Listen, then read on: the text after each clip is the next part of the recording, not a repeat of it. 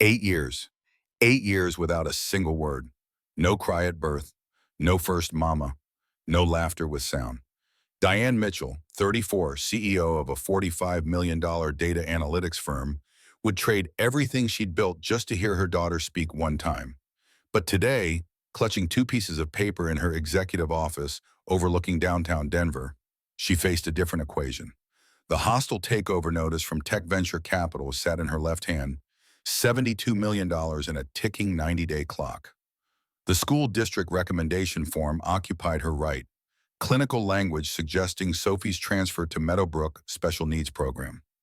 8 days to demonstrate progress. The city stretched below her floor-to-ceiling windows, October sunlight glinting off glass towers, oblivious to the choice crystallizing in her mind.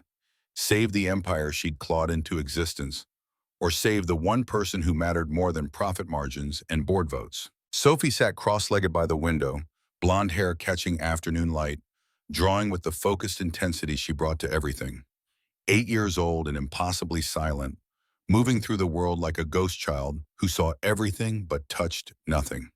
Her latest creation sprawled across oversized sketch paper, a detailed park scene with swings and slides, stick figures of children playing, and in the corner, one small figure sitting alone, observing, always observing, never participating.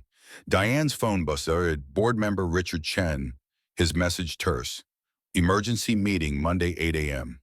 Tech venture upped offer to 8 a.m. Board split. Need your call. The papers crinkled in her grip.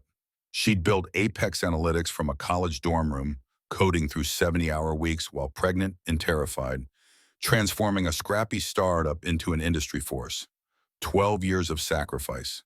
Every venture capital pitch, every product launch, every hiring decision calibrated around one goal: provide Sophie with every resource money could purchase.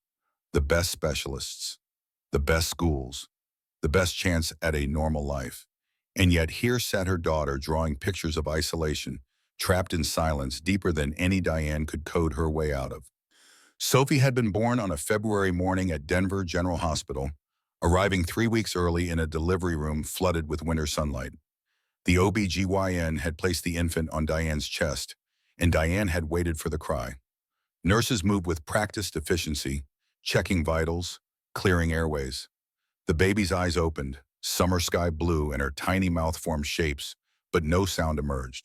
Not a whimper, not a gasp, just profound, unnerving quiet. The pediatrician had run tests, vocal cords intact, hearing perfect, neurological scans unremarkable. Some babies are quieter than others, he'd assured her. Give it time. But 6 months became 12, and babbling never arrived. By 18 months, when other toddlers chattered in proto-language, Sophie communicated through gestures and expressions, her intelligence obvious in how she pointed at objects, how she sorted toys by color and size, how she understood every word spoken to her. She just never spoke back. The diagnosis came 3 weeks after Sophie's third birthday. Selective mutism, likely rooted in psychological trauma during birth, though no one could pinpoint what or how. The specialist from Children's Hospital Colorado had delivered the news in a beige office that smelled of hand sanitizer and defeat, explaining that Sophie's brain had somehow linked speaking with danger, creating an anxiety response so severe it paralyzed her vocal cords whenever she attempted communication. Physical capability existed. Psychological imprisonment prevented execution. The parade of experts began. Speech therapist, Dr. Patricia Sandoval spent 6 months working with flashcards and mirror exercises, trying to coax Sophie into making sounds. $200 per session, twice weekly, and Sophie sat silent, tears streaming down her face during the final appointment.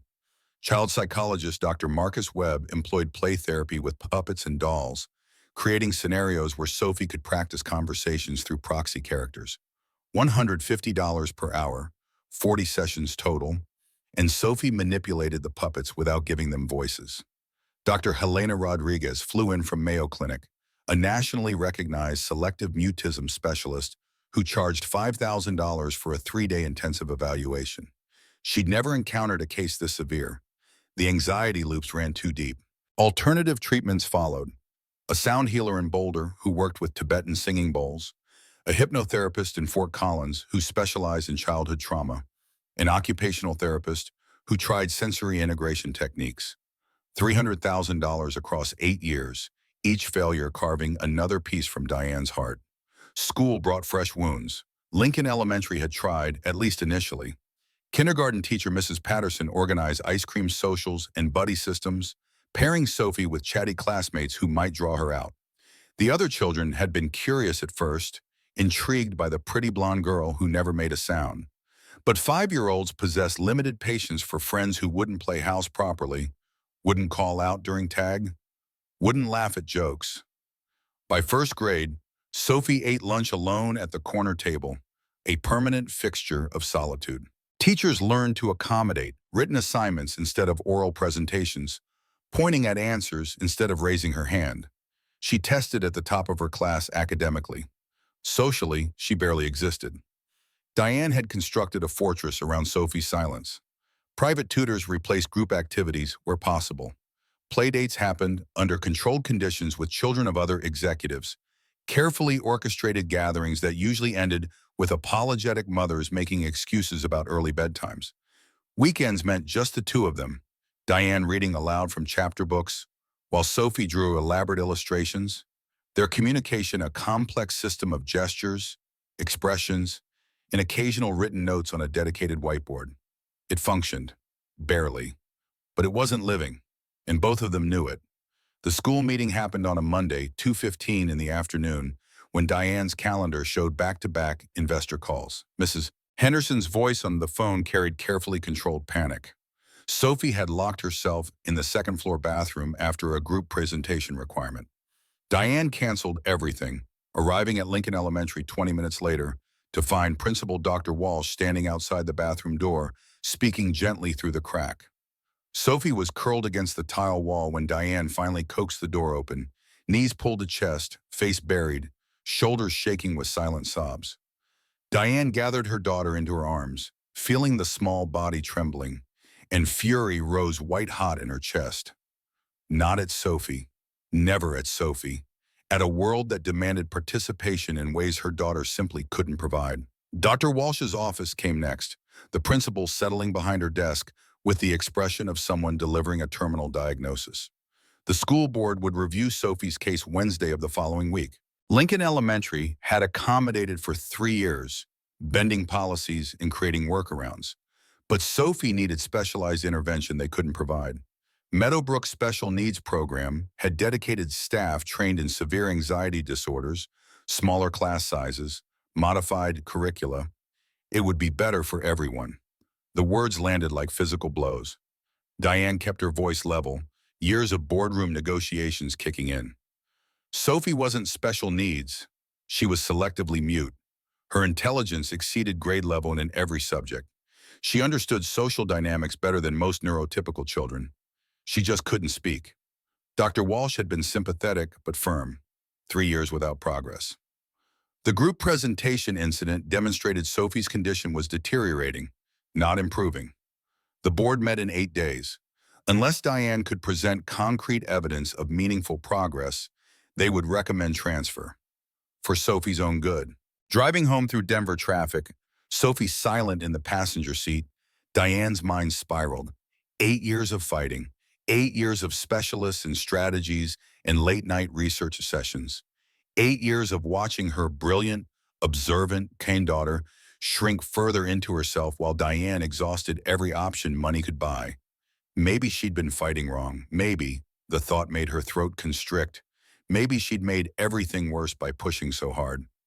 Thursday afternoon arrived with autumn sunshine painting the city gold. Diane blocked out 3:30 onward every Thursday, sacred time carved from conference calls and product launches and investor negotiations. They'd established the routine 6 months ago after Sophie's previous therapist suggested consistent, low-pressure social exposure. Riverside Park stretched along the South Platte River, recently renovated playground equipment in primary colors, cottonwood trees turning yellow at the edges. Sophie went straight to the swings, settling into the same seat she always chose, pumping her legs in the rhythm she'd perfected over months of practice. Diane settled on their usual bench, extracting her phone to field emails about the tech venture situation. Her lawyer's message made her jaw tighten. Board leaning towards sale. Need to show growth trajectory or they'll vote without you. She typed a response, deleted it, started again. Footsteps approached, small and thunderous. A boy exploded onto the playground like a natural disaster, brown hair flying, voice carrying across the equipment. Hi, I'm Noah. You want to be astronauts? I'm the captain. You can be the star looker at person.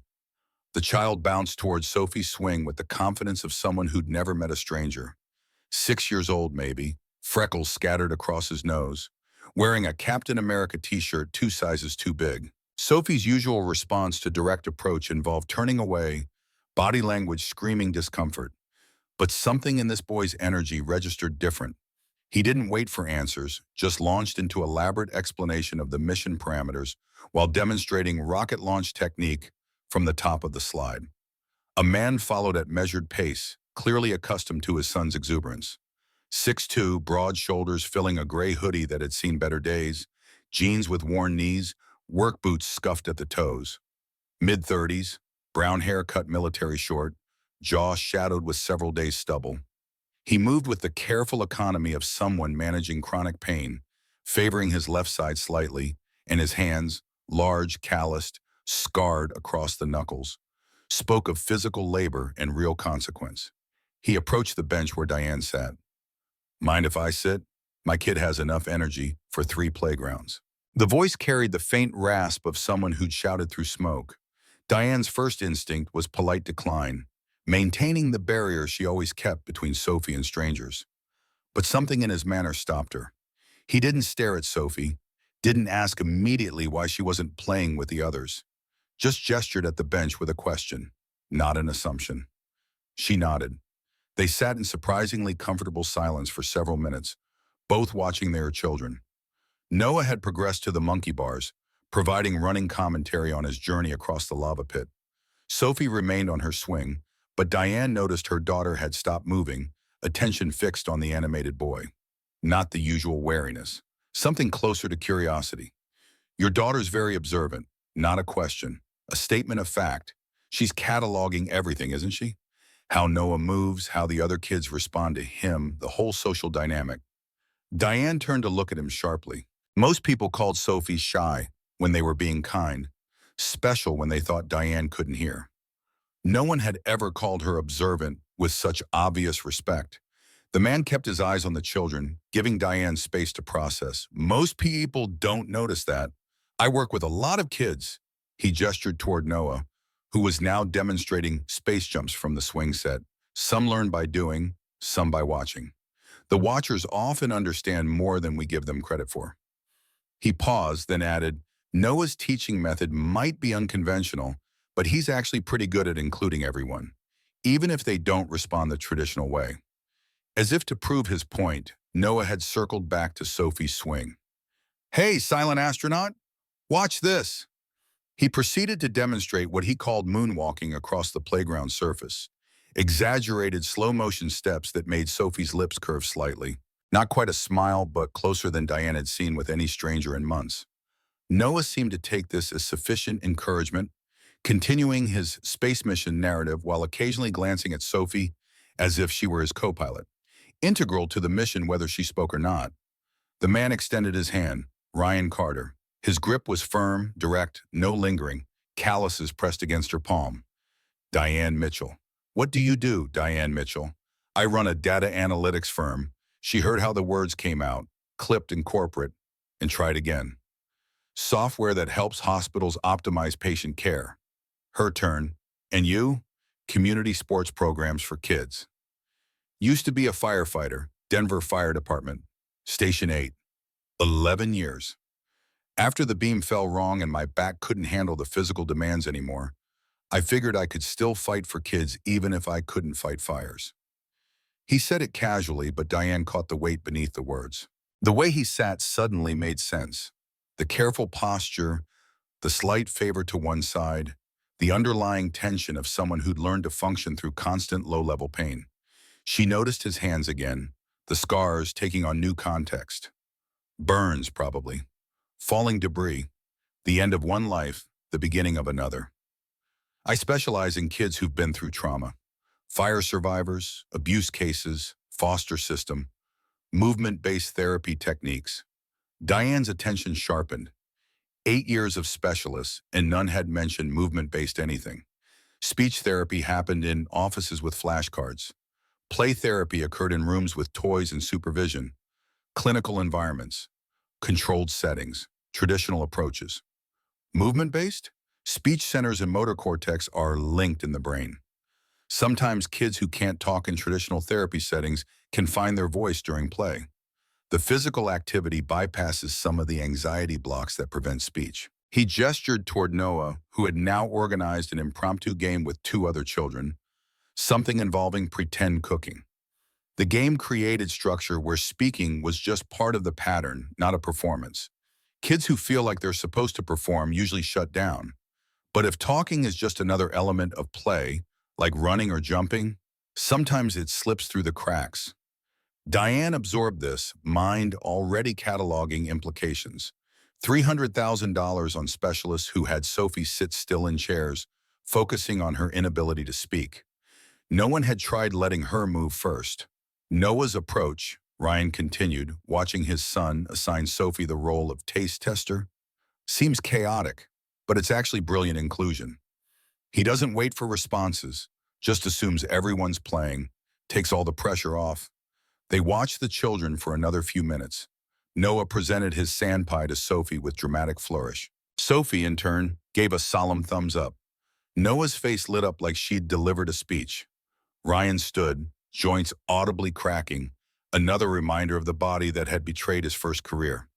We're here most afternoons around this time. Noah would be thrilled to have a consistent co-astronaut. He walked away before Diane could respond, collecting his son with easy affection, the 2 of them heading toward the parking lot. Sophie remained on the swing, but as they left, Diane saw her daughter's lips move. No sound, but clear formation of a word. Bye. Diane's breath caught. Sophie hadn't attempted speech in 6 months, not since the last failed therapy session. And here, after 30 minutes with a hyperactive 6-year-old and his father, her mouth was forming words again. The pattern established itself over the following week with organic inevitability. Monday through Friday, 3:45, Riverside Park. Ryan and Noah arrived within 10 minutes of Diane and Sophie each afternoon. The scenarios varied. Pirate treasure hunt on Monday, deep sea explorers on Tuesday, dinosaur excavation on Wednesday, space mission on Thursday, superhero training academy on Friday. Each time, Noah assigned Sophie a role that required no verbal participation. You're the lookout. You guard the treasure. You're the scientist who tests the rocks.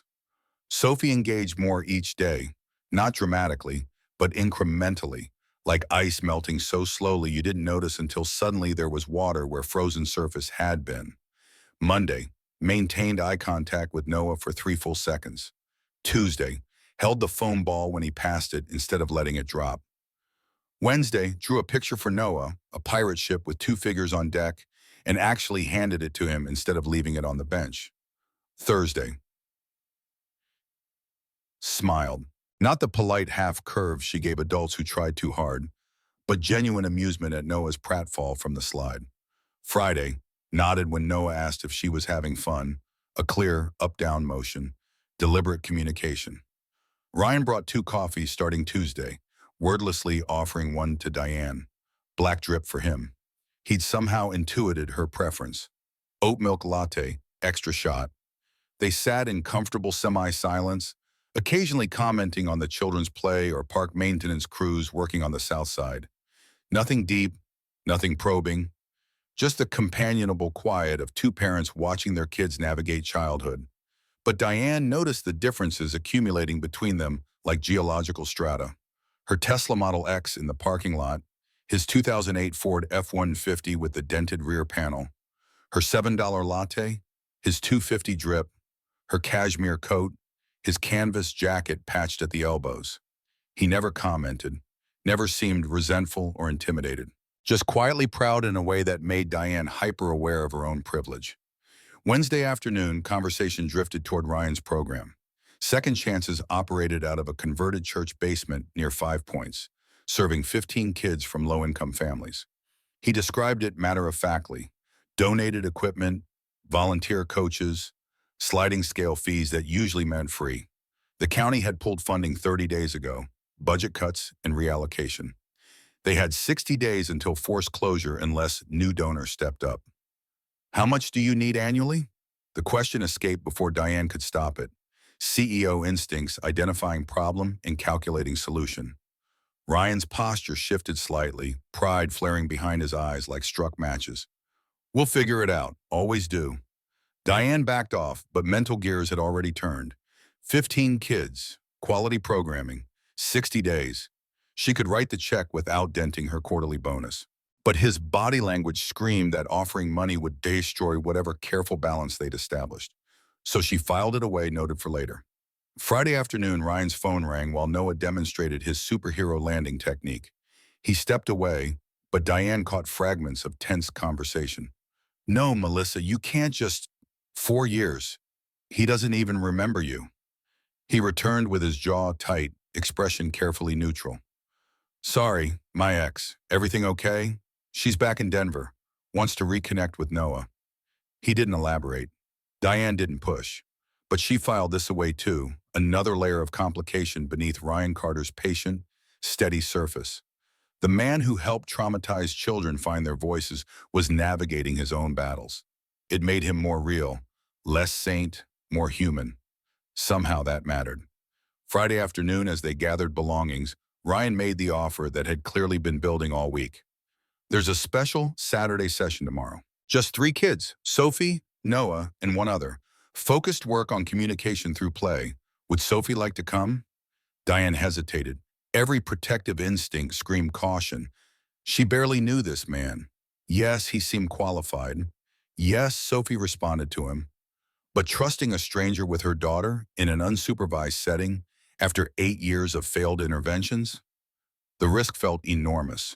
Sophie solved the dilemma by tugging Diane's sleeve and nodding with unusual firmness. The first time in memory, she'd expressed clear preference to do something with someone outside their tiny household of 2.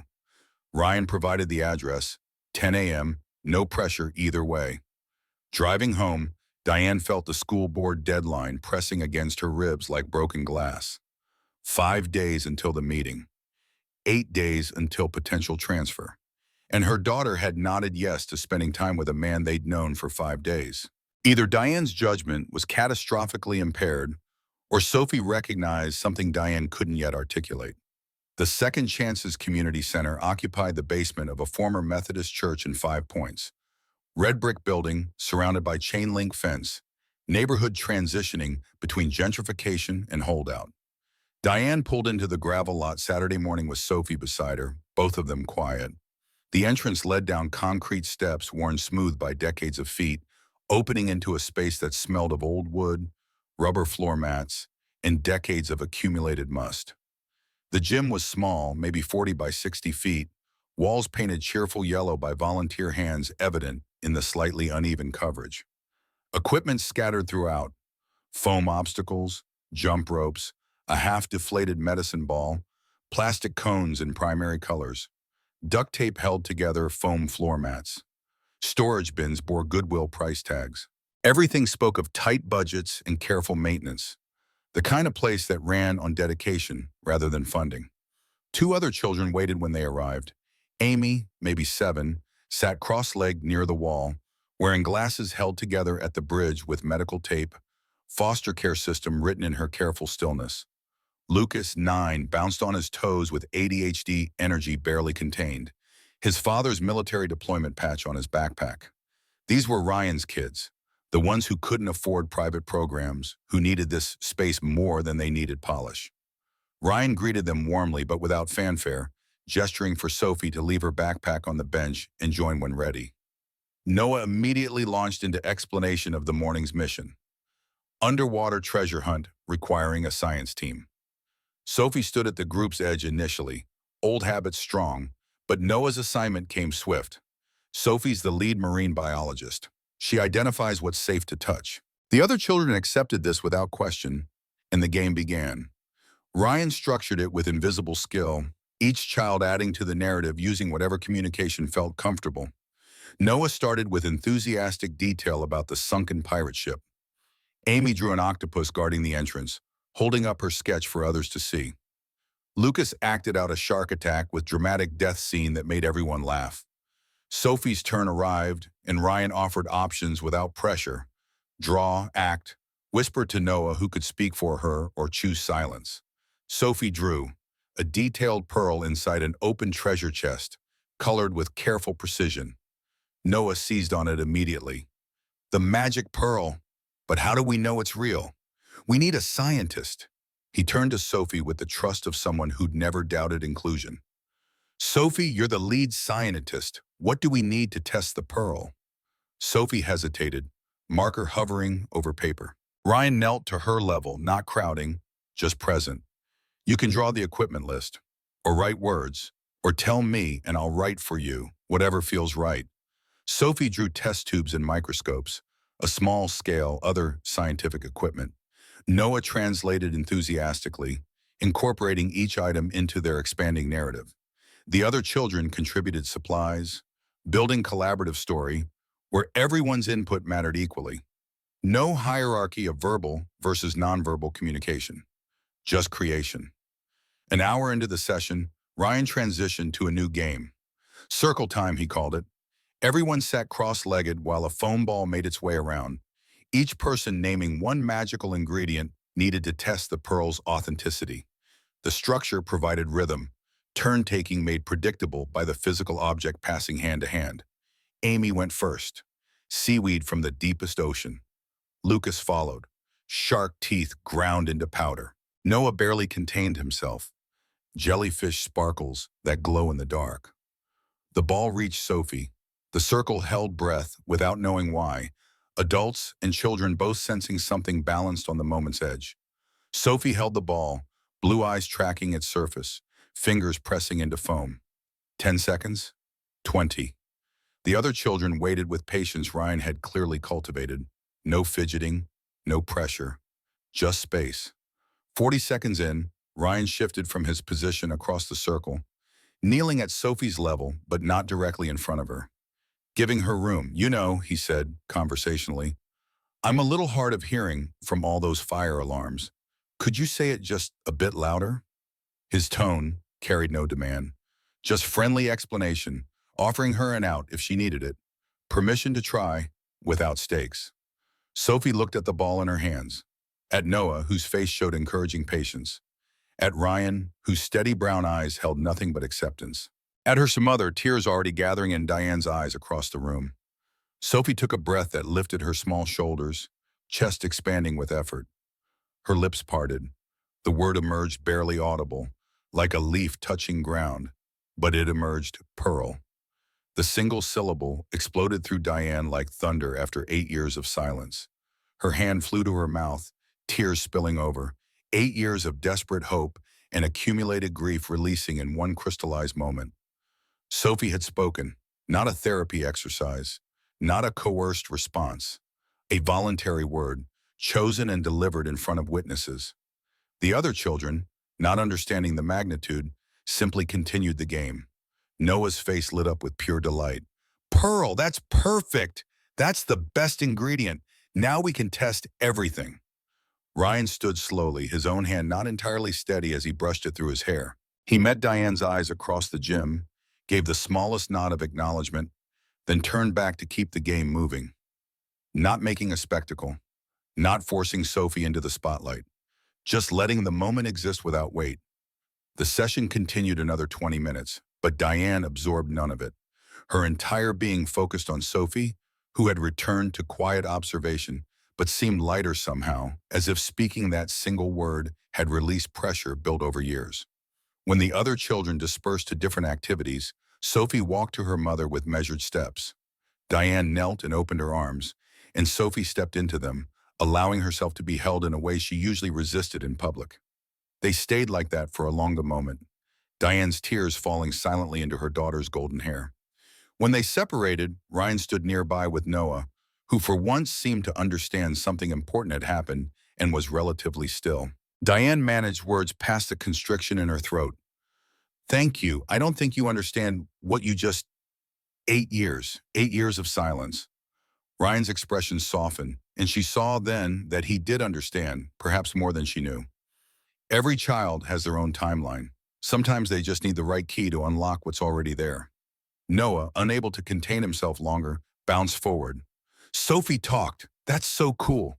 Maybe tomorrow she can say spaceship or dinosaur or... Ryan placed a gentle hand on his son's shoulder, and Noah stopped mid-sentence, though his eyes still sparkled. The four of them stood there in the worn basement gym, sunlight filtering through high windows, the moment stretching like blown glass, beautiful and fragile. In the car afterward, Diane's hands shook on the steering wheel.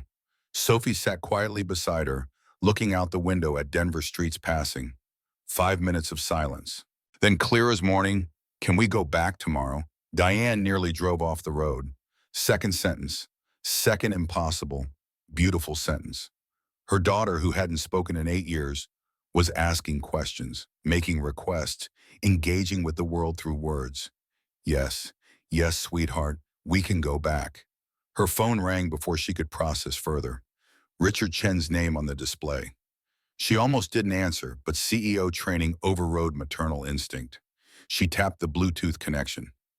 Diane, we have a problem. Tech Ventures pushing for emergency board meeting Monday morning. They want an answer by Wednesday.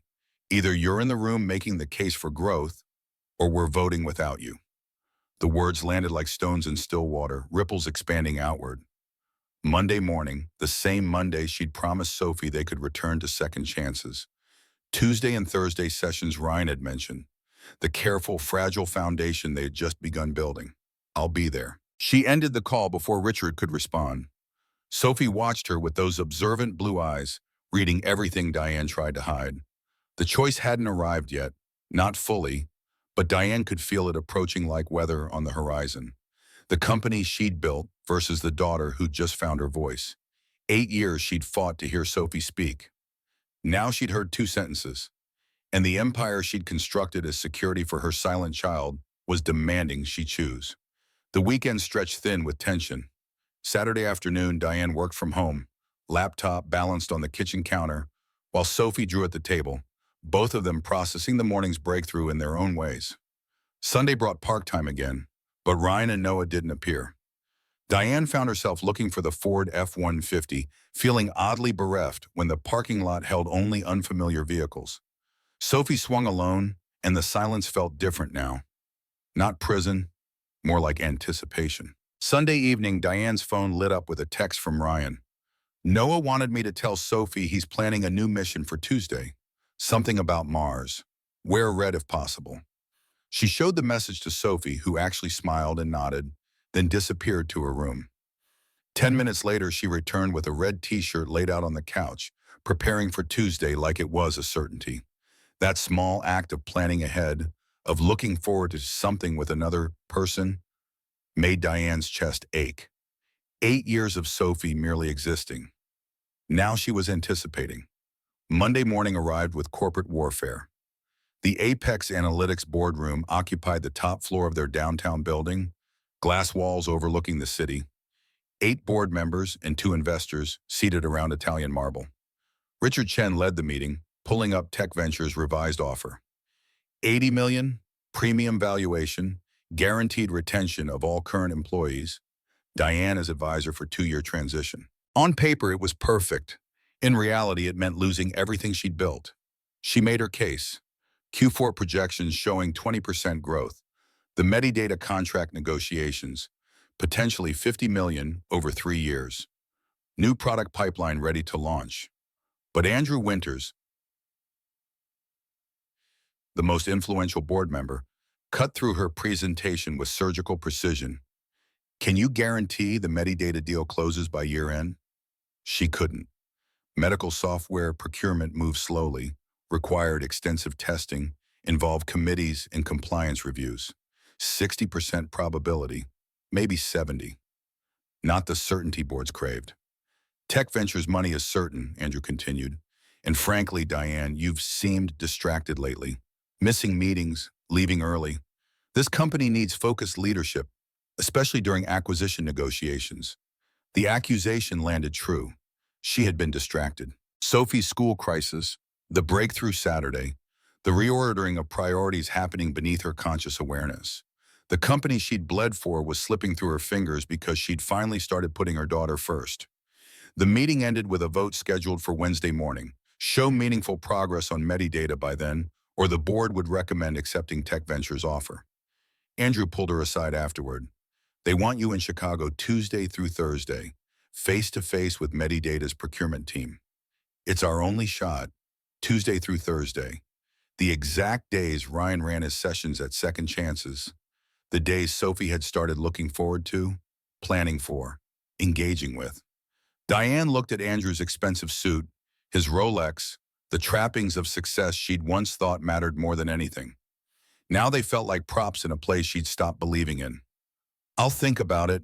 Don't think too long. We're out of time. She returned to her office and stared at the city below. 8 years ago, when Sophie was born silent and terrified, Diane had made a choice. Build an empire capable of buying solutions. She'd succeeded spectacularly at empire building, failed utterly at finding the solutions money could purchase. And now the bill had come due. Go to Chicago, save the company, miss the moment when Sophie might speak again. Stay in Denver, watch the board vote her out, but be present for her daughter. Her phone showed 3:40. Park time.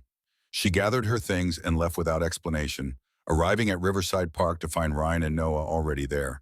Noah was demonstrating his Mars mission concept, complete with red bandana tied around his head. Sophie had worn her red shirt, and Noah's face lit up like she had delivered a dissertation on planetary geology. Ryan sat on their usual bench, 2 coffees waiting. Diane settled beside him, and they watched the children in comfortable silence. Then carefully, I might have to miss Tuesday and Thursday this week. Work thing. Ryan's expression didn't change, but something cooled behind his eyes. Sophie needs consistency, especially now. She's starting to trust that people will show up. I know, believe me, I know, but I'm also facing a situation where if I don't handle this, I might lose my company. Sophie doesn't care about your company. He said it gently but firmly. She cares whether you're here when she finds her courage to try again. The words hit like physical impact.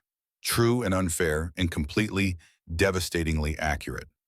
Diane had spent 8 years providing financial security. Sophie needed presence, and Diane was about to choose the same way she always had. Work over witness.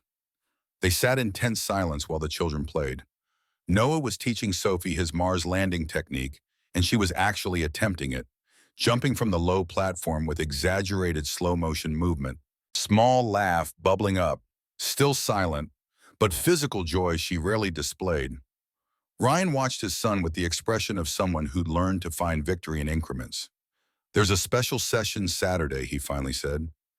Just Sophie, Noah, and maybe 1 or 2 others. More intensive work. Can you both make it? Yes, Diane committed immediately, already mentally rearranging Saturday conference calls. We'll be there. Good. He stood, joints cracking. She's got something special. Your daughter. Don't let her lose it by thinking you need to be perfect. Just present. He collected Noah, and they left. Sophie returned to the bench, and Diane saw her daughter's face fall watching them go. That small expression of disappointment, so rare, so painfully normal, nearly broke her. In the car, Diane made the call before she could reconsider. Andrew, I'm not going to Chicago. His response came heated. You're sacrificing the company for what? A few days? For being the mother my daughter needs instead of the CEO everyone expects. She ended the call and drove home in silence. Sophie beside her, the choice was made. Wednesday's board meeting would likely vote to accept Tech Ventures' offer. She'd lose her CEO position, possibly her seat entirely. 12 years of work, but Sophie was looking forward to Tuesday, planning for it, trusting Diane would be there. And that mattered more than profit margins. Her phone buzzed again. Text from Richard. You sure about this? No coming back if board votes, Diane typed quickly. I'm sure. Some things matter more than being CEO. She hit send before doubt could creep in. Sophie reached over and patted her hand, a gesture of comfort that 8-year-olds weren't supposed to understand, but Sophie somehow did. They drove through Denver streets as evening settled. October dusk painting everything amber. And Diane realized she'd spent 8 years building the wrong kind of security. Money couldn't buy Sophie's voice, but presence might cultivate space for Sophie to find it herself. Tuesday morning brought rain, unusual for October Denver, clouds hanging low over the city. The board meeting happened without Diane, Richard texting updates, Andrew pushing hard for sale, Jennifer arguing for your growth plan. Close vote. She ignored her phone and drove Sophie to second chances at the appointed time.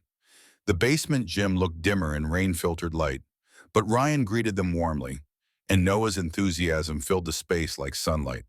The Mars mission commenced with elaborate detail. Sophie integrated seamlessly into exploration team. Halfway through the session, during a water break, Lucas asked Sophie directly, "What's your favorite planet?" The familiar panic flashed across Sophie's face. Diane tensed, ready to intervene, but Ryan smoothly redirected without making it obvious. "How about we all draw our favorite planets and see if others can guess?" He produced paper and markers as if he'd planned this contingency, which Diane realized he probably had. Every move calculated to create safety. Sophie drew Saturn with careful rings, and Noah guessed immediately, launching into facts about gas giants. Crisis averted. Trust maintained. Thursday's session followed similar pattern. Sophie participated more actively, her body language opening incrementally. She touched Ryan's hand at one point to get his attention instead of waiting silently. Significant progress, Ryan acknowledged with a quick smile before moving on.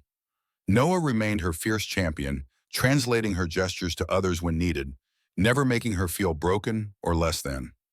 After Thursday's session, as they gathered belongings, Ryan handed Diane a small piece of paper. "Sophie wrote this during free time. Wanted you to have it." The note, in Sophie's careful handwriting, "Thank you for staying." Diane's eyes burned. 4 words. 4 impossible, beautiful words that meant Sophie had noticed, had understood, had appreciated the choice. She looked up to find Ryan watching her with something close to approval. Saturday's special session is still on. 10 a.m. Just the 4 of us this time. More intensive work. We'll be there. Thursday afternoon brought call from Dr. Walsh. The school board had reviewed Sophie's initial progress. The single word spoken during Saturday's session, verified by Ryan's written report. They'd granted 60-day extension, final evaluation scheduled for early December. Sophie had bought herself time, and Diane had chosen to be present for it. Friday brought the board's decision. Andrew's call came at 2 in the afternoon, his tone professionally neutral. Board voted to accept Tech Ventures' offer. Effective immediately, you're no longer CEO. They're bringing in outside leadership for transition. You can stay on as advisor if you want, but your active role is done. Diane absorbed this in her office, looking at the city she'd conquered, the empire she'd built and just lost. She felt hollow, but not in the way she'd expected. Not devastated, more like relieved. A weight she'd been carrying for 12 years suddenly lifted. What about the staff? Everyone keeps their jobs. Tech Ventures honoring that part. You did good work, Diane. Built something real. Just couldn't do it alone and be present for your kid. Nobody can. The sympathy in his voice surprised her. She thanked him, ended the call, and sat in silence for 10 minutes. Then she packed her personal items. Photos of Sophie, a coffee mug Noah had drawn on during one playground session, her Stanford diploma that suddenly seemed less important than it once had. 12 years in one cardboard box. She carried it to her car and drove home, arriving at 3:30 to pick up Sophie from school. The park that afternoon felt different, lighter. Diane had no board updates to check, no investor emails to field, just coffee with Ryan while their children played. He noticed the change immediately. "You look different, less wound tight. Lost my company yesterday. Board voted to sell." He absorbed this quietly. "I'm sorry. That's got to hurt." Honestly, she watched Sophie laughing silently at Noah's antics. "It hurts less than I thought. Turns out I was holding on to something that was keeping me from what actually matters." Ryan's hand covered hers on the bench, brief warm pressure before withdrawing. "For what it's worth, I think you made the right choice. Time will tell." They sat in comfortable silence while autumn light stretched across the playground, children's laughter providing soundtrack, and Diane felt something she hadn't experienced in years: peace. Not happiness exactly. Happiness? But the absence of constant pressure, the frantic scramble to control everything. Sophie had spoken twice more that week, small words in safe contexts, and Diane had been present to witness them. That mattered more than quarterly earnings. Saturday morning arrived cold, the kind of October chill that promised winter lurking just ahead. The special session at Second Chances felt different from the start. Only Sophie, Noah, Amy, and Lucas gathered in the basement gym, Ryan moving between them with focused intensity. He'd set up what looked like a storytelling circle, cushions arranged in a loose semicircle, soft lighting from corner lamps replacing the harsh overhead fluorescence. We're building an adventure together. Everyone contributes using whatever feels comfortable. Draw, gesture, whisper, shout. All methods work equally. Noah launched in with typical enthusiasm, establishing their underwater exploration scenario. Amy added details about sea creatures through quick sketches. Lucas acted out encounters with dramatic flair. When Sophie's turn arrived, Ryan offered her the same options he always did. No pressure in his voice, just open invitation. She chose drawing, creating a detailed octopus with 8 precisely rendered tentacles, each one holding a different object. The story wove back and forth between children for close to an hour. Ryan suggested they act out portions, and Sophie actually stood, moving her arms in octopus tentacle motions while Noah narrated. The physical movement seemed to unlock something in her, body language opening in ways Diane had never witnessed. During a particularly exciting sequence where they escaped from a sea monster, Lucas dropped the foam ball they'd been using as a magical pearl. It rolled to Sophie's feet. She picked it up without hesitation, held it out to Lucas. Here. The word cut through the space like light through fog, clear and deliberate, not whispered, not forced, just offered, natural as breathing. Lucas took the ball with a grin, continuing their game as if nothing monumental had occurred. But Diane saw Ryan's eyes widen fractionally, saw Amy's delighted smile, saw Noah's face light up with pride. Sophie had chosen to speak, not been coaxed or manipulated into it. The difference mattered. After the session, Sophie approached Ryan and tugged his sleeve. He knelt, and she whispered something Diane couldn't hear. Ryan nodded seriously. I'll tell him you said goodbye. He'll be happy to hear it.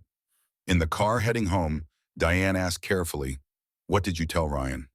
Sophie was quiet so long, Diane thought she wouldn't answer.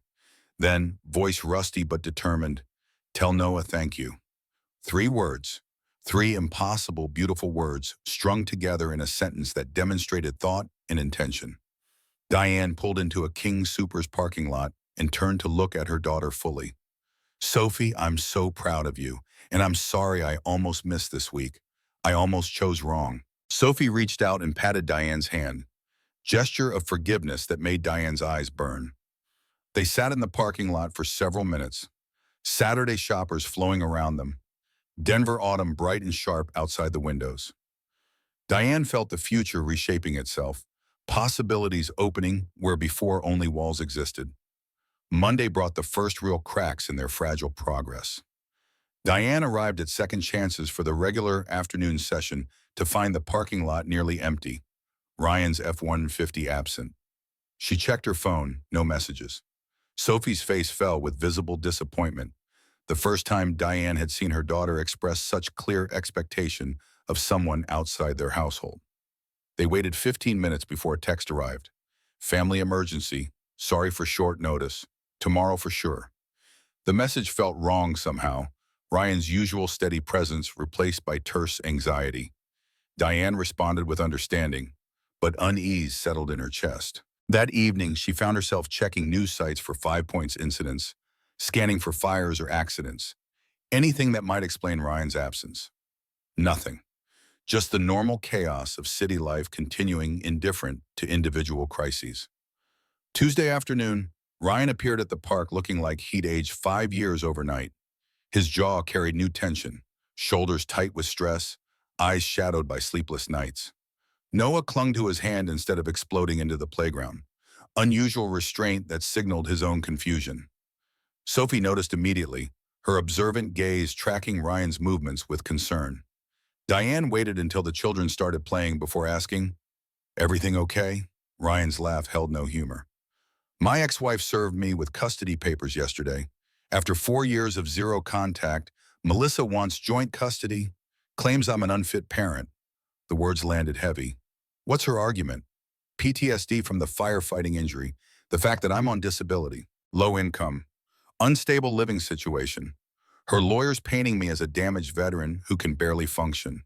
Never mind that I've raised Noah alone since he was 2, that he's happy and healthy, that I've built a life around helping kids. When's the hearing? 3 weeks. Her lawyer's pushing for expedited process, claiming Noah's in danger. It's bullshit, but family court doesn't always care about truth, just optics. And on paper, I look like exactly the kind of parent who loses custody. Sophie had drifted back to the bench, sensing adult tension. She sat close to Diane, watching Ryan with those careful eyes. Noah attempted his usual antics, but the energy felt forced, his glances toward his father frequent and worried. The boy understood more than anyone gave him credit for, reading his father's stress in body language and silences. What do you need? Ryan shook his head. Nothing you can do, just gotta figure it out like everything else. But Diane's mind was already working, CEO instincts kicking in despite no longer holding the title. Ryan needs a good attorney. You can't go into family court with a public defender against someone who's clearly hired expensive counsel.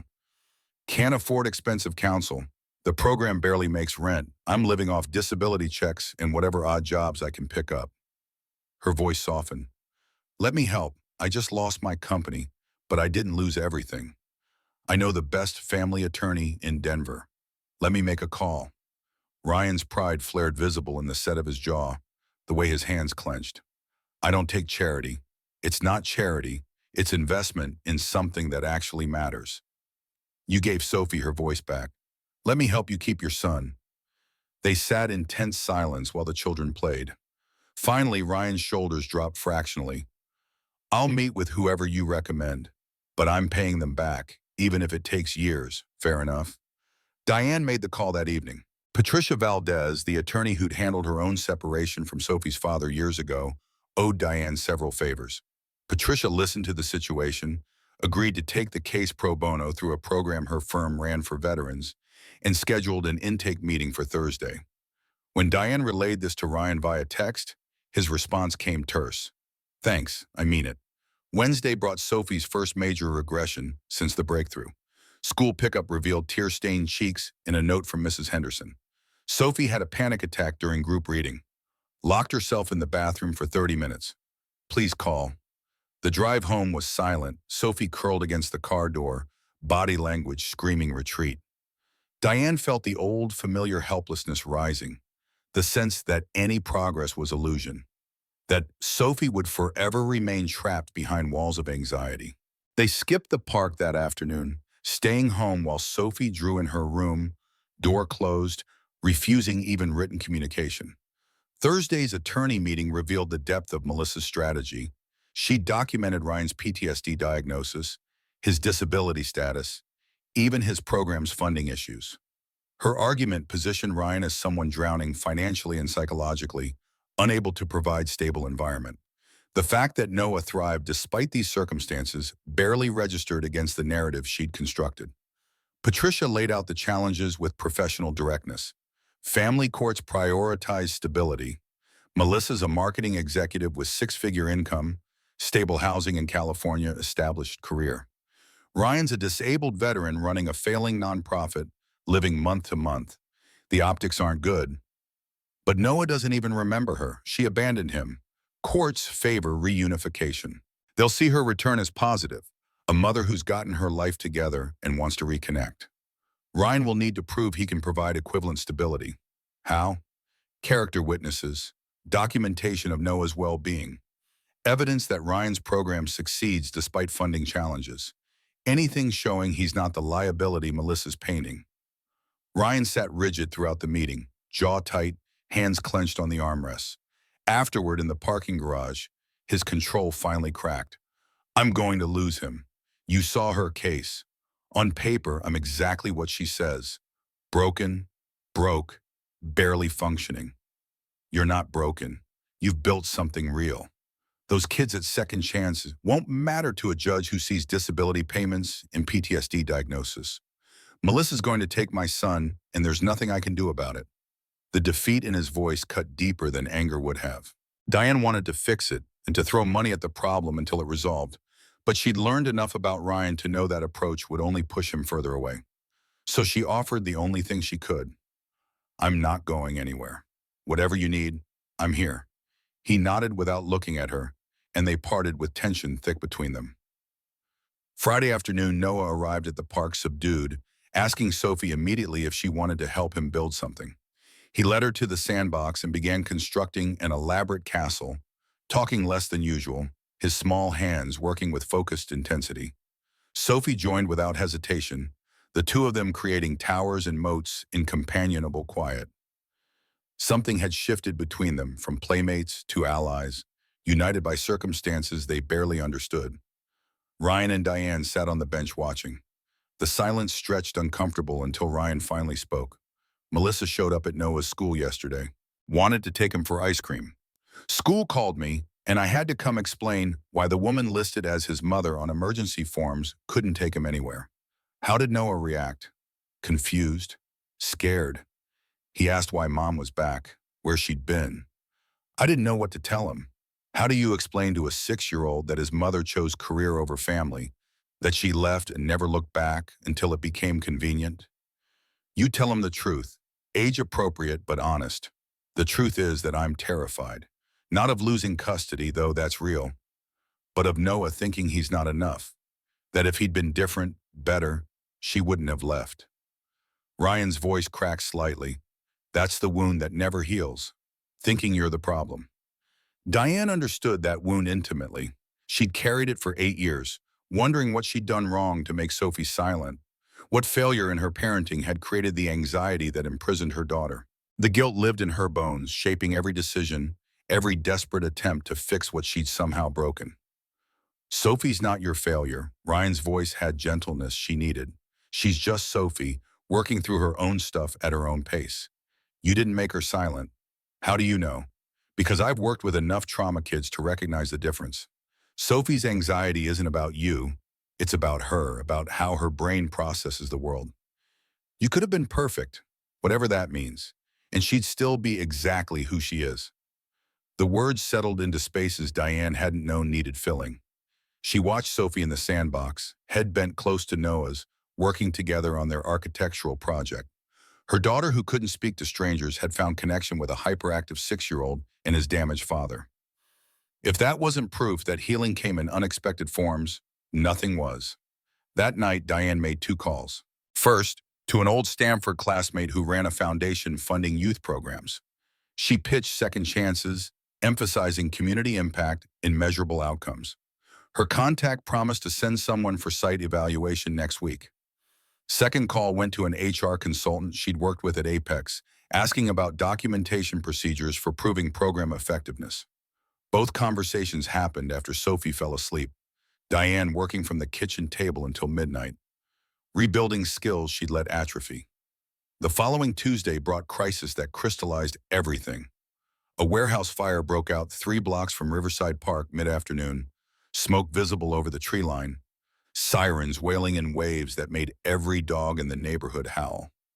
Ryan froze mid-sentence talking to Noah, his face draining of color, hands starting to shake. The children noticed immediately, Noah's eyes widening with fear, Sophie's concerned gaze tracking Ryan's transformation. Dad? Noah's voice came small, scared. You okay? Ryan couldn't answer. His breathing had accelerated, chest rising and falling rapidly, eyes fixed on the smoke column. Diane recognized panic attack from her own experience, but this went deeper. Trauma response.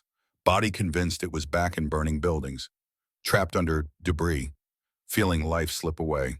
He sank onto the bench, then to the ground, knees pulled up, trying to control breathing that had spiraled beyond his command. Noah started crying, and that seemed to reach Ryan through the panic. His hand lifted toward his son, but the tremors were too severe for comfort. Other parents at the playground had noticed, concern and judgment mixing on their faces. Diane moved to shield Ryan from view, kneeling beside him. You're safe. The fire's 3 blocks away. You're in the park with Noah and Sophie. You're safe. Her words didn't penetrate. Ryan's eyes had the glassy quality of someone no longer fully present, mind trapped in memory while body fought invisible threats. Noah clung to Diane, asking questions she couldn't answer. What's wrong with Dad? Is he sick? Why won't he talk to me? Then Sophie moved. She approached Ryan with none of her usual hesitation, sitting directly in front of him, small body blocking his view of the smoke. She took his large, trembling hands in her smaller ones, holding on with surprising strength. Her eyes met his, steady and calm, and she began making exaggerated breathing motions. Deep inhale, slow exhale. The same technique Diane had taught her for managing her own anxiety. You're safe. Sophie's voice came clear and deliberate, each word pronounced with careful precision. Fire is far. No one needs you here. The words cut through Ryan's panic like light through fog. His breathing stuttered, hitched, then began to mirror Sophie's exaggerated pattern. Inhale, hold, exhale. The tremors gradually lessened, color returning to his face in splotches. Sophie maintained eye contact, continuing the breathing demonstration. A small child anchoring a grown man to present reality through sheer determination. 5 minutes passed. 10. The sirens faded as emergency vehicles reached the warehouse. Ryan's breathing normalized, though sweat still sheened his forehead and his hands shook when Sophie finally released them. He looked at the girl with something like wonder. Thank you, brave girl. You brought me back. Sophie nodded solemnly, then stood and held out her hand to Noah. Come on, let's finish the castle. Noah hesitated, looking between his father and Sophie. Ryan managed a shaky smile. Go ahead, buddy. I'm okay now. Sophie helped. The children returned to the sandbox, though both kept glancing back to ensure Ryan remained stable. Diane sat beside him on the ground, not touching, just present. They watched their children work together, the easy partnership they developed over weeks of play translating to comfort in crisis. I'm sorry you saw that. Ryan's voice came rough. Not exactly the picture of stability Melissa's lawyer is painting me as lacking. Sophie just proved you've taught her more about managing crisis than any therapist. That's not instability. That's resilience modeling. Tell that to family court. I will if I need to. Diane meant it.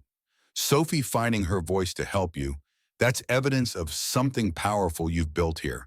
Not just with your program, but with our kids. Our kids.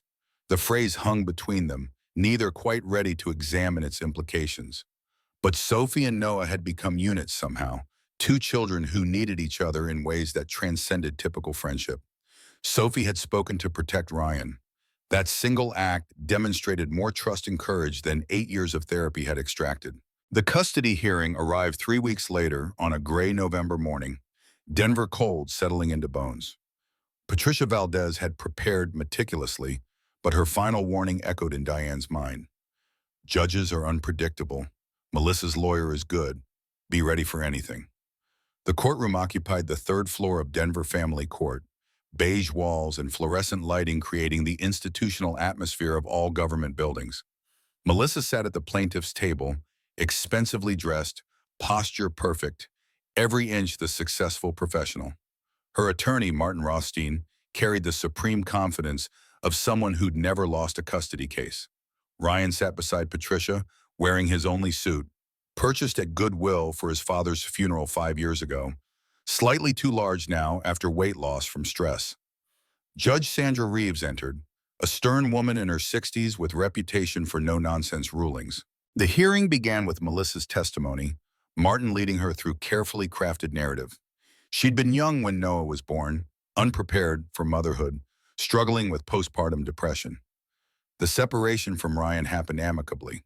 They both agreed she needed help. She'd spent 4 years in therapy, building career stability, becoming the mother Noah deserved. Now she wanted to repair their relationship, provide him with advantages Ryan simply couldn't match. Martin presented evidence.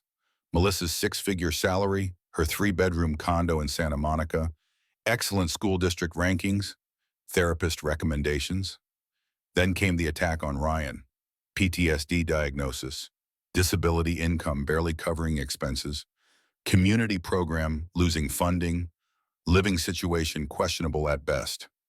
Video footage of Ryan's panic attack in the park played on the courtroom monitor. Parents pulling their children away. Ryan on the ground unable to function. Patricia cross-examined aggressively. Why 4 years of silence? Why no child support payments?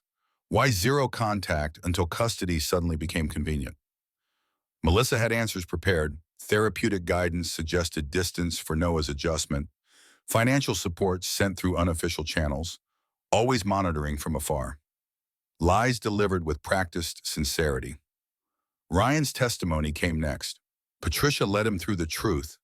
Raising Noah alone from age 2, building second chances to help kids like his son, managing PTSD through proper treatment and coping strategies, creating stable if modest home. The panic attack footage, triggered by proximity to fire, managed within minutes thanks to techniques he'd taught the children he worked with. Evidence of trauma managed, not dysfunction unchecked.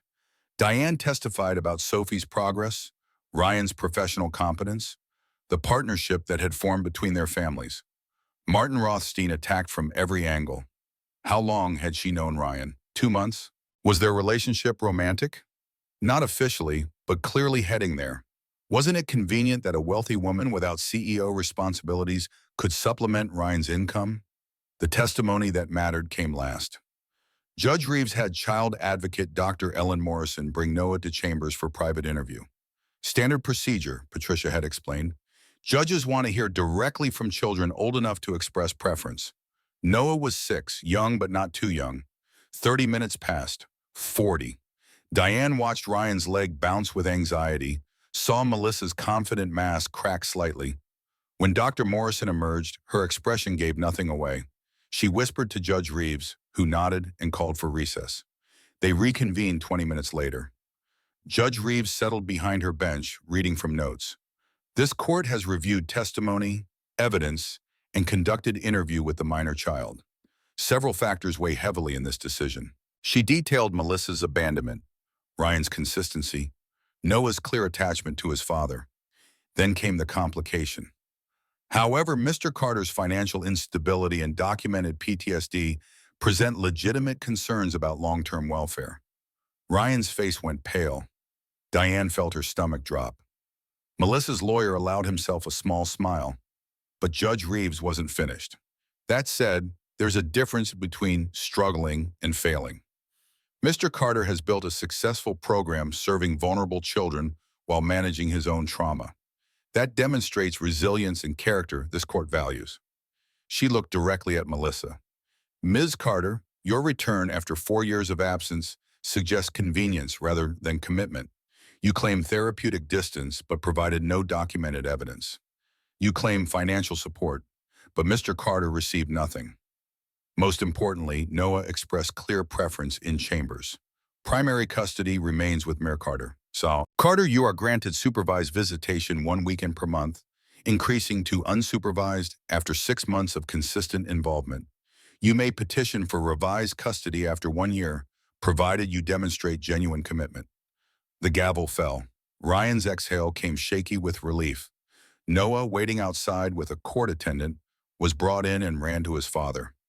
Melissa sat frozen, her perfect plans shattered by a 6-year-old's honesty and a judge who saw through manufactured narrative. Outside the courthouse, cold November wind cutting through their clothes, Ryan pulled Diane into brief, tight hug. Thank you for everything. The attorney, the character testimony, showing up. I couldn't have done this without you.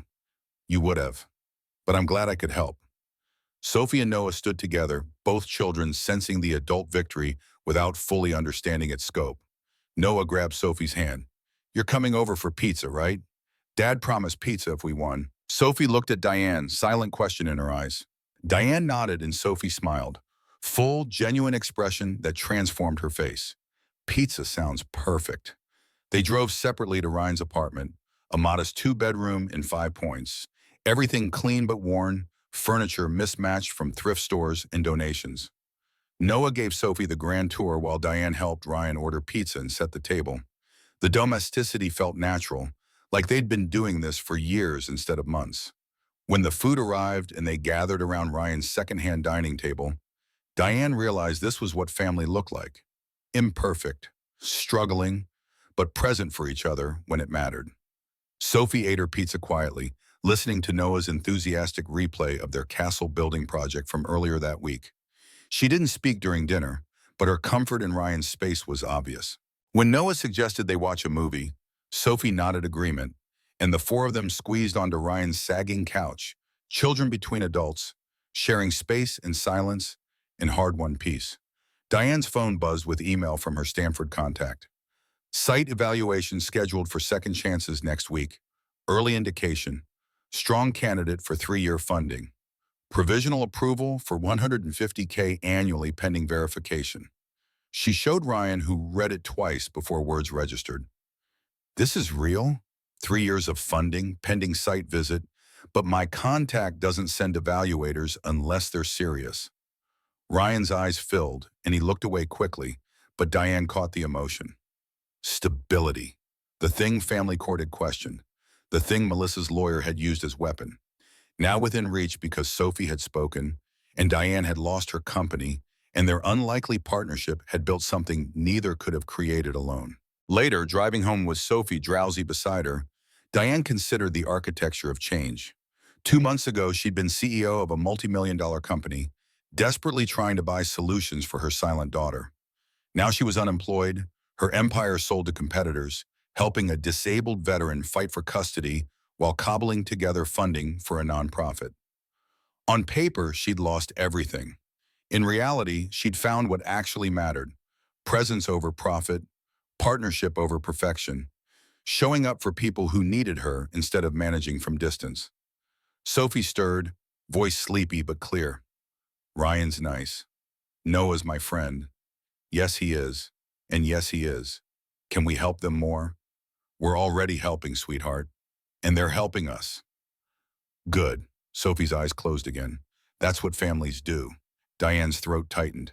Her 8-year-old daughter, who'd spent most of her life locked in silence, had just articulated something it had taken Diane 34 years to understand. Families weren't defined by biology or perfection, but by who showed up when everything fell apart. Ryan had shown up for Sophie. Diane was showing up for Ryan. Their children had shown up for each other. Imperfect, struggling, but undeniably present. The city lights blurred past car windows, Denver settling into evening.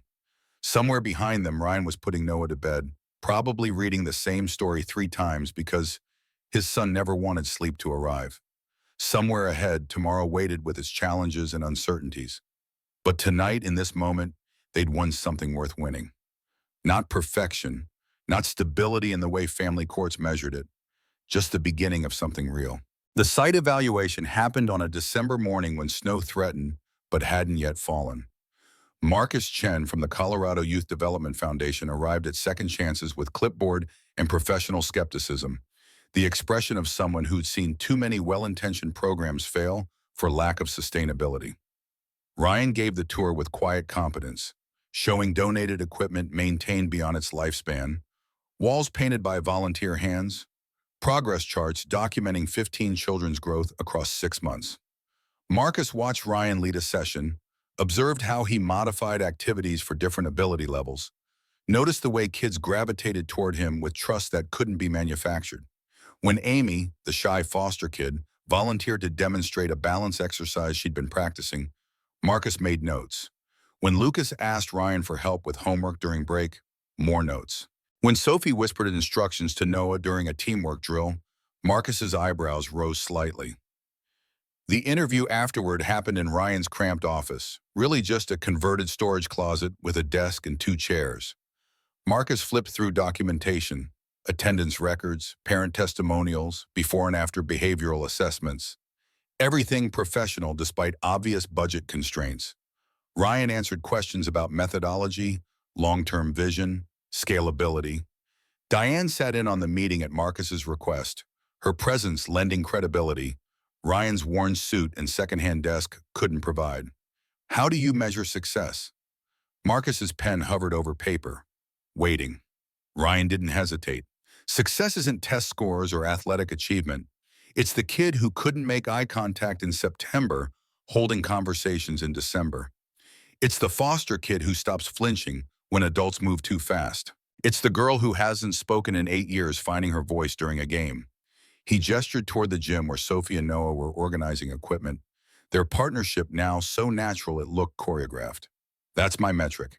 Kids learning they're not broken, just figuring things out at their own pace. Marcus made final notes, closed his folder, and delivered the verdict with the faintest smile. Foundation Board meets next week. Barring major surprises, expect approval for 3-year funding. 150,000 annually renewable based on outcomes. Congratulations, Mr. Carter. You've built something worth sustaining. After Marcus left, Ryan sat at his desk for several minutes, head in hands, shoulders shaking. Not crying exactly, but releasing tension he'd carried since the funding cut 3 months ago. Diane gave him space, understanding that some victories needed private processing before they could be shared. When he finally emerged, his eyes were red but clear. 3 years. That's stability. That's what the judge wanted to see. That's what you earned. They collected the children and went to celebrate with ice cream at Little Man, the iconic Denver shop shaped like a milk can. Noah ordered 3 scoops despite knowing he couldn't finish. Sophie chose mint chip with careful deliberation. And the 4 of them sat on the curb in December cold, eating ice cream like it was summer. Passers-by probably saw a normal family, father and son, mother and daughter, shared afternoon treat. The reality was more complicated and somehow better. 2 single parents and their wounded children, building something new from the wreckage of what hadn't worked before. The school board's final evaluation meeting arrived in early December, 60 days after they'd granted emergency extension based on Sophie's first breakthrough. That single whispered word in October had bought time. Now came the moment to prove it wasn't a fluke. Dr. Walsh had requested Diane bring documentation of Sophie's progress. Any evidence that transfer to Meadowbrook wasn't necessary.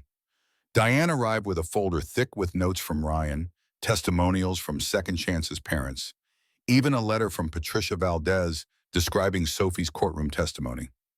The board convened in Lincoln Elementary's conference room, 5 members plus Dr. Walsh and Mrs. Henderson. They reviewed materials with the dispassion of bureaucrats making difficult decisions. Board Chair Margaret Sutton led questioning. Your daughter has shown improvement in controlled settings with familiar individuals, but she still doesn't participate verbally in classroom environments. How do you propose she'll meet academic requirements moving forward? Diane had rehearsed responses, prepared arguments about accommodation and alternative assessment. But sitting in that fluorescent-lit room, corporate strategies felt hollow. So she spoke truth instead. My daughter is brilliant. She tests at the top of her class. She understands material better than most neurotypical children. She just can't access traditional participation methods yet. Mrs. Henderson interjected gently. Sophie has made progress this semester. She raised her hand twice last week, pointed to answers on the board. Last month, she helped another student find a lost library book, gestured the whole way but communicated effectively. That's not verbal participation. Margaret's tone wasn't unkind, just pragmatic. Middle school starts next year. Teachers won't have capacity for extensive accommodation. Meadowbrook specializes in exactly this type of challenge. Before Diane could respond, the conference room door opened. Ryan stood there with Sophie and Noah, both children in winter coats, faces flushed from cold. I apologize for interrupting, but Sophie wanted to be here. She has something to say. Margaret frowned at the irregularity, but Dr. Walsh nodded permission. Ryan guided Sophie to the front of the room, Noah holding her hand for support. Sophie looked impossibly small before the board, but her spine held straight, posture determined. My name is Sophie Mitchell. Her voice came quiet but clear, each word carefully enunciated. I know I don't talk at school. It's hard to explain why. My brain tells me talking is dangerous, even when I know it's not. The board members leaned forward, surprise evident on their faces. Mrs. Henderson's hand covered her mouth, eyes already glistening. Sophie continued, words coming slowly but with obvious effort. I'm trying to get better. Mr. Carter helps me practice. Noah is my friend. He doesn't care that I'm quiet. She paused, gathering courage for what came next. I want to stay at Lincoln. This is my school. These are my teachers. If I go somewhere else because I'm different, what does that teach me? That different is wrong?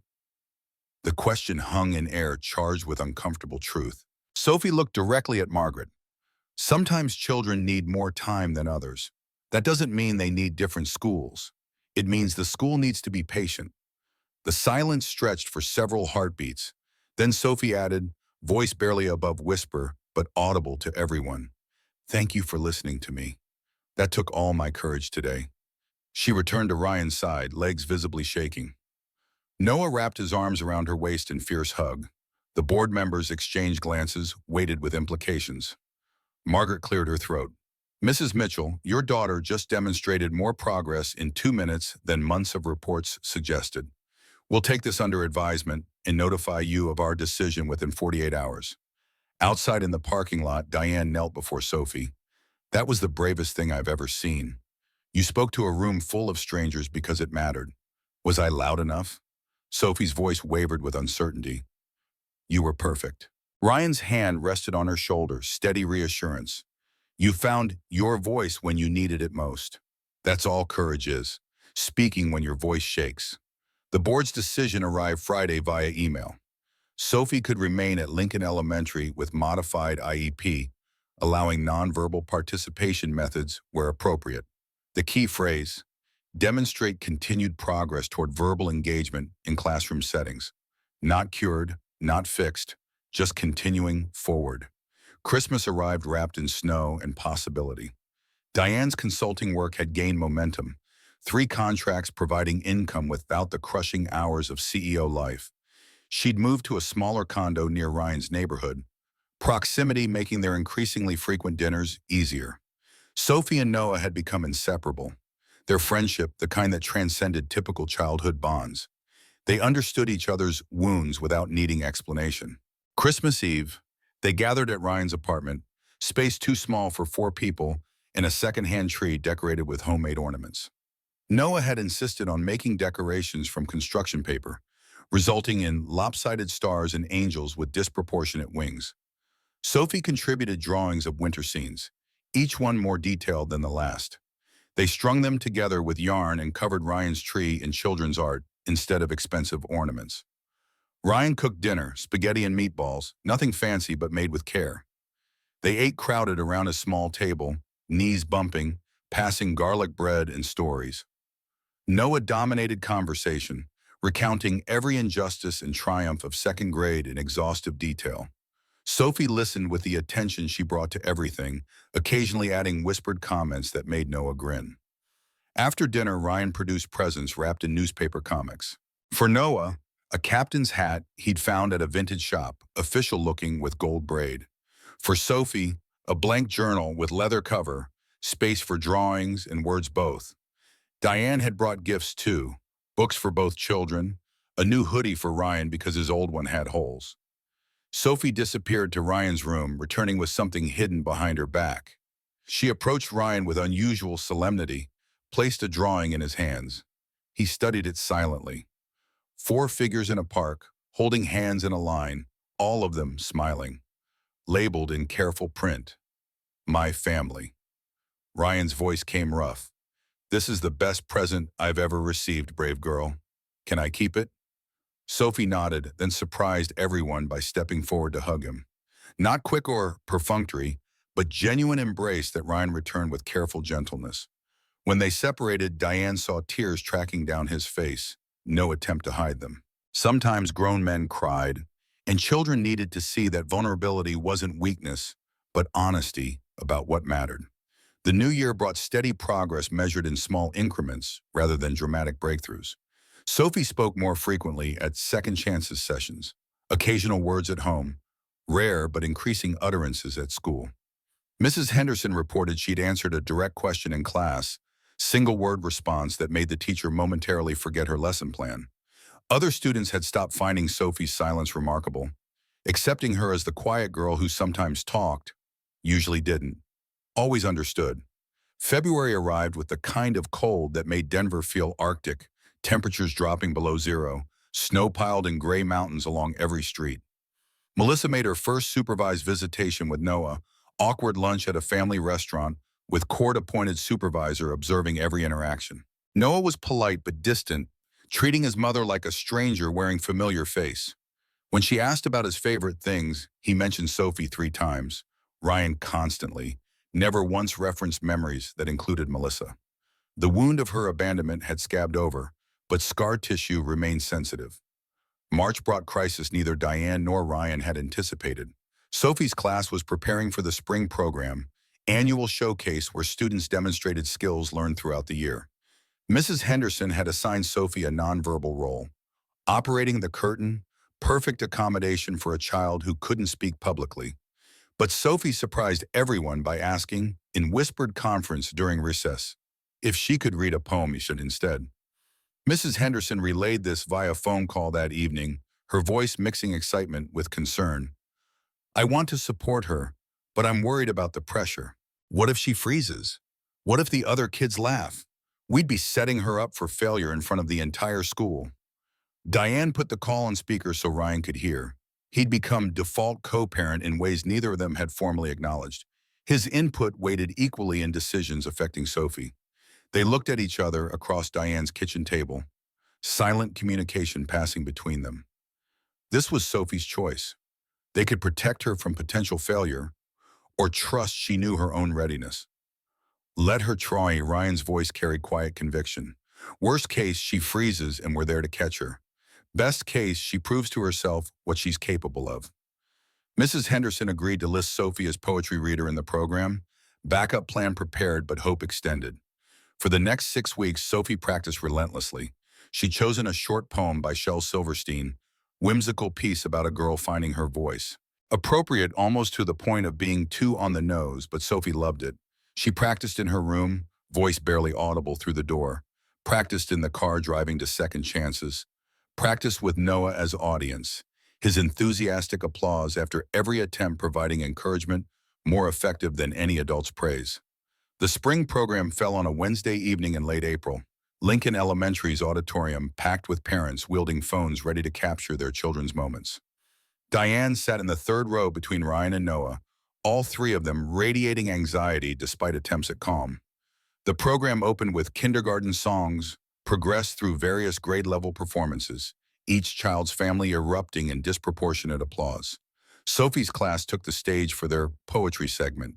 8 children total, each reading a different poem. Sophie was scheduled 6th, positioned so she could watch others first. The early readers performed competently, some stumbling over words, others racing through lines eager to finish. When the 5th child completed his poem about baseball, Mrs. Henderson announced, Sophie Mitchell will now read Finding Voice by Shel Silverstein.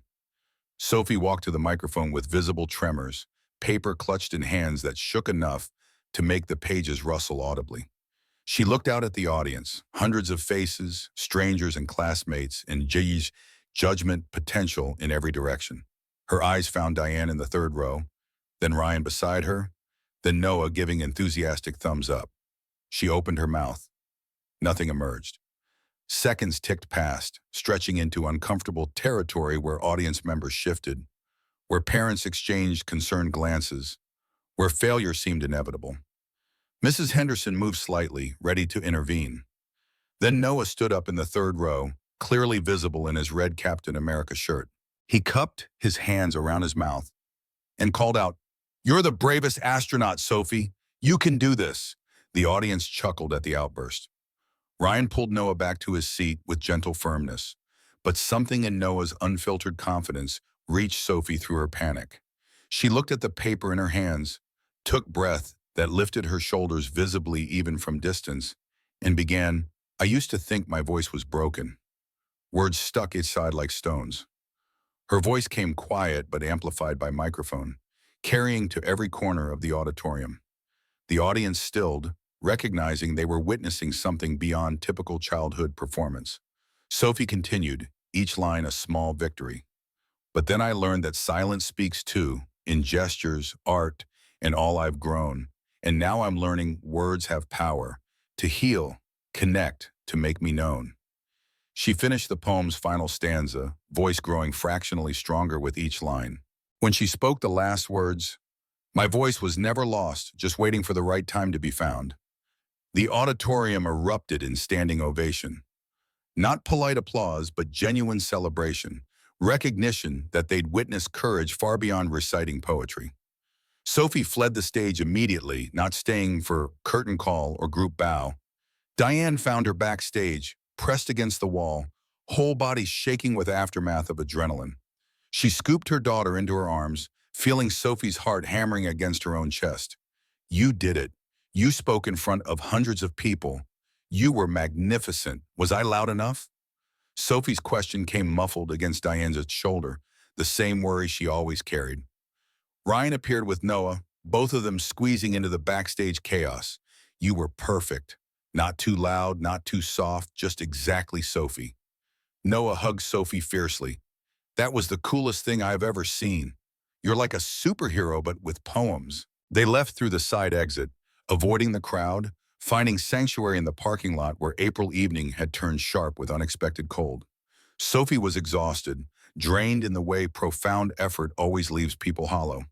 But she was also lighter, the weight of self-doubt slightly diminished by evidence of her own capability. The following week brought unexpected opportunity. Medidata Corporation, the contract Diane had been negotiating when she lost her CEO position, reached out directly to her. Their attempt to work with Apex's new leadership had collapsed, communication breakdown and personality conflicts derailing the deal. Would Diane be interested in consulting?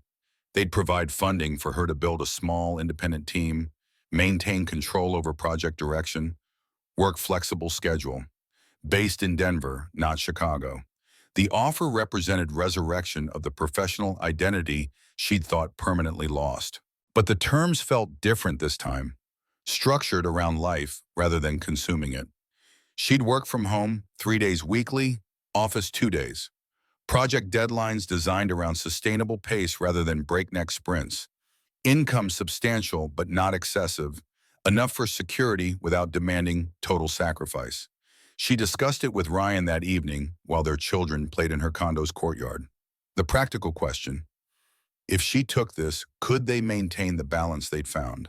The deeper question lurking beneath: were they building something together or just parallel single parents supporting each other? Take it. Ryan's response came immediate, confident. You've earned this, and we'll figure out the rest like we figure out everything else, one day at a time. Together. Together. The word hung between them, weighted with implications they'd been dancing around for months. Neither had formally defined their relationship beyond co-parenting friends. But the boundaries had blurred weeks ago, comfort level suggesting something more permanent than convenience. Is that what we are? Together? Ryan took her hand, calloused fingers warm against hers. I think we've been together since Sophie taught Noah about patient observation, and he taught her about fearless participation. Our kids figured it out before we did. Diane laughed, surprised by how simple the acknowledgement felt. Weeks of uncertainty resolved by recognizing what already existed. They weren't rushing toward anything, just acknowledging what they'd already built. Partnership, family, home constructed from imperfect pieces that somehow fit together. Summer arrived hot and bright, Denver heat baking the city into siesta pace. Sophie completed 4th grade, report cards showing academic excellence, and modified assessment for verbal participation. Next year, she'd start 5th grade at Lincoln Elementary, same school, same teachers who'd learned to value her unique contributions. Noah finished 2nd grade with enough energy left over to power small cities. His teachers note reading, enthusiastic participation sometimes exceeds indoor voice guidelines, but Noah's kind heart makes him a joy. July brought 9 months since their first meeting at Riverside Park. They returned to that same playground one summer afternoon, children immediately racing toward equipment while adults settled on their original bench. The park looked unchanged. Same swings, same slides, same cottonwood trees offering shade. But everything else had transformed. Ryan had started therapy for PTSD, weekly sessions helping him develop better coping mechanisms. The panic attacks still came occasionally, but less frequently, less severe. Second chances had expanded to 23 enrolled kids, waiting lists growing as word spread about the program's effectiveness. Melissa had maintained monthly visitations, slowly rebuilding relationship with Noah through supervised structure and professional guidance. Not mother-son bond yet, but acquaintance developing towards something more. Diane's consulting firm had grown to include two other professionals, small team handling multiple contracts. The work challenged her intellectually without consuming her entirely, balance she'd never achieved as CEO. She'd sold her Tesla, bought a practical Honda CR-V, moved to a three-bedroom condo with yard space where children could play. Sophie's bedroom included dedicated art corner, walls covered with her increasingly sophisticated drawings. Most significant, Sophie spoke regularly now, not constantly, not without effort, but consistently enough that strangers no longer immediately registered her silence as defining characteristic. She'd made two friends at school, girls who appreciated her quiet observation and occasional profound insights. She testified at Melissa's 6-month custody review, speaking clearly about feeling safe with Noah's dad, comfortable with supervised visits, but not ready for more. Judge Reeves had maintained existing arrangement based partly on Sophie's testimony. As they sat watching their children play that July afternoon, Diane considered the architecture of transformation. 9 months ago, she'd been desperate, drowning in failure, convinced money could solve what love hadn't fixed. Now she understood. Sometimes children needed less fixing and more accepting. Sophie hadn't been broken. She'd been waiting for safe space to emerge at her own pace, in her own way. Ryan, what would you think about making this official? The question surprised her almost as much as him. But sitting there in summer heat, watching Sophie and Noah collaborate on some elaborate game involving superhero astronaut pirates, the future suddenly felt navigable rather than terrifying. Official how? His voice carried careful hope. I'm not sure exactly. Commitment ceremony, maybe. Nothing legal or complicated, just acknowledgement that we're building family together intentionally, not just stumbling into it. Ryan absorbed this quietly, then smiled. Only if Sophie and Noah get to plan it. This is as much about them as us. They proposed it that evening over pizza, children's input shaping every detail. Noah insisted on the park as location, anniversary spot where everything started. Sophie wanted yellow, her favorite color, as theme. Both children demanded roles as co-ring bearers, joint responsibility they took seriously. The planning consumed August. Small ceremony, scheduled for late October, exactly 1 year after their first meeting. The morning arrived cloudless and warm, Colorado autumn at its finest. They'd invited 30 people. Second Chance's families, Patricia Valdez, Marcus Chen from the foundation, Mrs. Henderson, a handful of Diane's consulting colleagues. Judge Reeves agreed to officiate, bringing symmetry to the narrative. The woman who'd nearly separated Ryan and Noah now celebrating their expanded family. The ceremony was simple, no formal structure beyond exchange of promises. Ryan spoke about finding unexpected family when he'd stopped looking for perfect solutions. Diane talked about learning presence mattered more than perfection, that her daughter had taught her more about courage than any boardroom ever had. Sophie and Noah presented rings, simple silver bands they'd helped select, with exaggerated solemnity that made everyone smile. Judge Reeves addressed the gathered friends. We often think of family as something we're born into, but the best families are the ones we choose. These 4 people have chosen each other, not despite their struggles, but because they understand that struggle is part of love. Before pronouncing them committed partners, Judge Reeves turned to Sophie.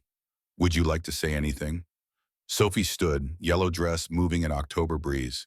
She looked at the small crowd, then at Ryan and her mother and Noah.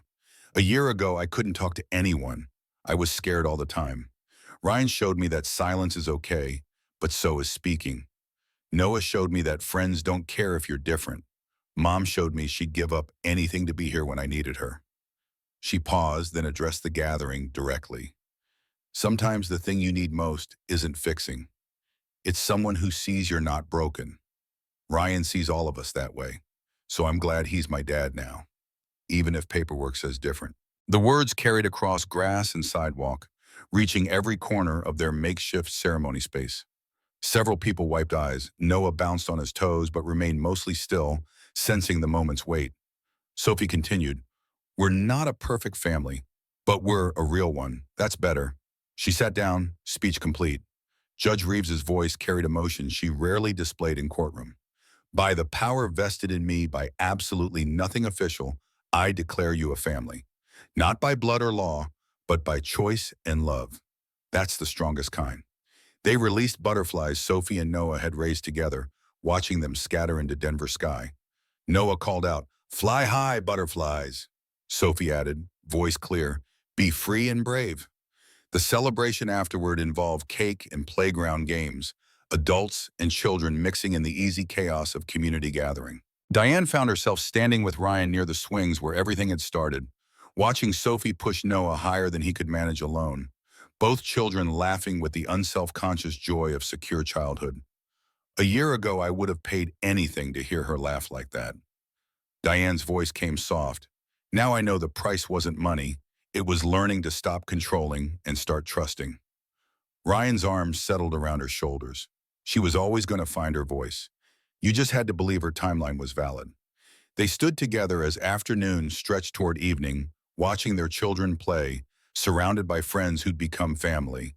Imperfect, struggling, but undeniably present for each other. Sophie had been right in her ceremony speech. Not a perfect family, but a real one. And real was better than any fantasy Diane had tried to purchase. The city spread around them, Denver autumn painting everything gold. Sophie's voice carried across the playground, calling to Noah about their next adventure. Clear and confident and beautifully, impossibly hers. The silence that had defined her for 8 years had transformed, not eliminated, but integrated into who she was. A girl who observed carefully, spoke sparingly, loved deeply, exactly as she was meant to be. Diane squeezed Ryan's hand, feeling Sophie's journey and her own intertwined with his and Noah's. 4 separate stories becoming single narrative. Sometimes families were born. Sometimes they were built, piece by careful piece, from people brave enough to choose each other despite every reason not to. This was the second kind. Harder won, more precious for the effort required. A family forged in playground sand and courtroom testimony, in moments of profound courage, when small voices shook but spoke anyway. Sometimes children needed less fixing and more accepting. Sometimes adults needed to learn the same lesson. And sometimes, if you were very lucky, you found people who understood that being present was the only cure that mattered. Not for silence, but for the loneliness that made silence unbearable.